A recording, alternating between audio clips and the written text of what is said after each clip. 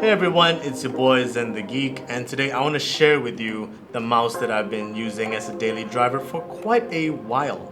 And yes, I use it for work and for games because I still play games at my age and I don't feel embarrassed about it. So this is the Fnatic Bolt, and it is a wireless wired mouse. Yes, it is gaming focused, but you definitely can use it for just about anything.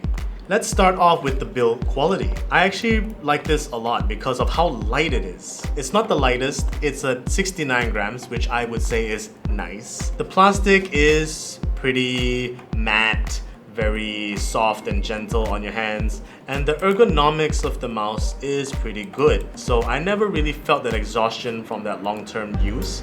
And it's just like any other gaming mouse where you have your side buttons, you have your DPI switcher on top, and you have a scroll wheel that's pretty unique with the lightning inside of it, the lightning logo. It can't be a gaming mouse without some level of branding, so you definitely have the Fnatic branding at the bottom. What's important here, which is at the bottom here, you will definitely see your skates, your mouse skates, which will help you with your glides and the smooth transitions when it comes to using a mouse like this. And there is a switch at the bottom, so you can use off for when you're not using it, 2.4 gigahertz for wireless, and Bluetooth for non-dongle wireless capabilities. Here is a wireless dongle. So when I say a mix of wireless capabilities, it's wireless, Bluetooth, and wired.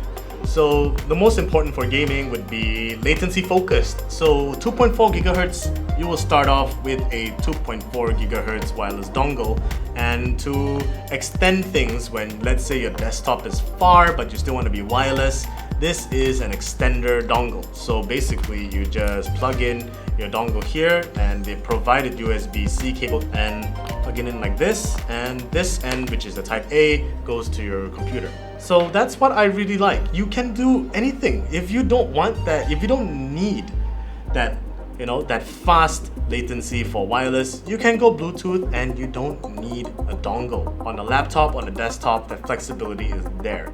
And if it runs out of battery, which it will tell you via the scroll wheel here when it flashes in red, you just need to plug it in and it charges pretty fast.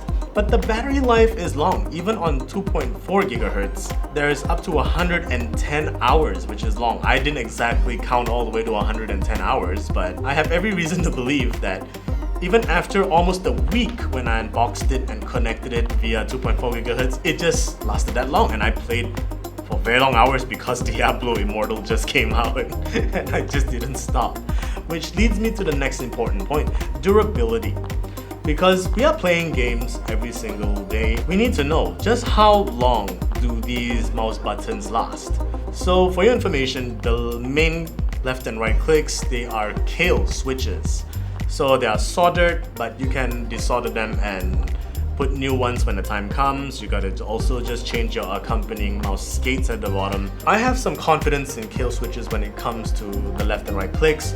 80 million lifespan, well, we are not all keeping count, but I expect years of use from this. So on the side, you get your side buttons. It's pretty important to me because, when you're not gaming, it's your forward and backward for your browser and for your other apps. But yeah, for something like Dota, I would just map my items here, so I can immediately just doggone someone to hell whenever I want to. And the next more important bit would be the skates, because these determine just how smoothly your glide will be. So when you have different surfaces, like desk mats or gaming performance mats, which do exist, you get to decide just how fast or how slow or just how granular you want your control to be. So I guess the eSports players would care more about this, but the casual players, you put it on any surface, your mouse skates are bound to get scratched up anyway. So included in the package is an extra set of mouse skates. So you just literally have to take a cutter or a very flat sharp object and just cut it open and just peel it off like you would with a sticker and just stick the new ones. But obviously you don't just have to use the ones that's provided. If you want to get more customized, you can look for extra ones of different varying designs online. The last part would be the sensor. This is super important. This is a gaming mouse. What kind of sensor are we packing? So this is the PixArt 3370 gaming sensor. It's flagship, it's a pretty flagship level sensor. And how I can tell you that it's a very good sensor is how sensitive it was to the lift. Because I'm playing like really intense, fast-paced first-person shooters like Battlefield 2042 and Call of Duty Warzone, where every piece of sensitive movement is anything and everything in the game, I didn't really have to lift that much, like move, make a whole jump to make a flick. It really just felt like a natural movement of low height, and I could just make those flicks. And I even played it on something as unusual as Fortnite because I have a big problem about how much I love their battle passes. I managed to get a lot of victory royales with this mouse. I don't even know how. I'm not a great I'm not a great shooting game kind of guy, but I somehow managed to win when I started using this mouse. And I'm not saying that this mouse makes you a better player, but it is so quick to accustom to your movements and to your style of play that I was able to somehow perform better. My final words is very simple. Who would I recommend a mouse like this to? I know people would expect me to recommend this to just gamers because of how fast the latency is and how granular the controls and the glide is, but I can confidently say this is the first time I can recommend a gaming mouse that's wireless and wired to anybody for work and playing games.